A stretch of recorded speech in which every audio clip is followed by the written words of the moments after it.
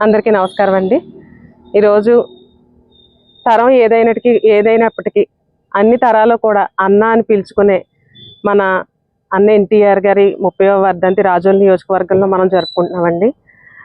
ఒక పొలిటికల్ రంగంలోనే పాలిటిక్స్లోనే ఒక డెఫినేషన్ తీసుకొచ్చిన మహానాయకుడు ఆయన.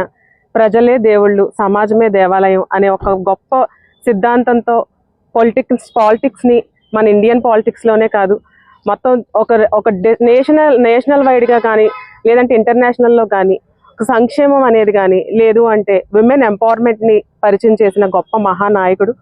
ఆయన బట్టి ఆయన ఇచ్చిన స్ఫూర్తితో ఈరోజు మొత్తం ఒక ఉమెన్ అందరూ బయటకు వచ్చి, ఇప్పుడు నాలాంటి వాళ్ళందరూ బయటకు వచ్చి పొలిటికల్గా మేము రిఫర్మేషన్స్ తీసుకురావడానికి ముందుకు రాగలుగుతున్నామంటే ఆ గొప్ప నాయకుడి యొక్క స్ఫూర్తి మా అందరిలో కూడా ఉంది.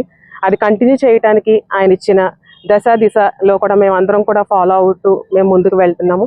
ఆయన వర్ధంతి సందర్భంగా ఈరోజు రాజోల్ గవర్నమెంట్ హాస్పిటల్లో ఉన్న పేషెంట్స్ అందరికీ కూడా ఫ్రూట్స్ అండ్ బ్రెడ్, మిల్క్ అనేది ఈవేళ మనం అందరం ఇక్కడ సప్లై చేయడానికి అందరికీ ఒక జరిగిందండి. ఈవేళ మనం ఒకసారి మళ్ళీ అలాంటి గొప్ప నాయకుడిని నివాళులు అర్పించుకుంటూ మీ అందరికీ ఈ అవకాశం ఇచ్చిన అందరికీ కూడా సెలవు తీసుకుంటాం.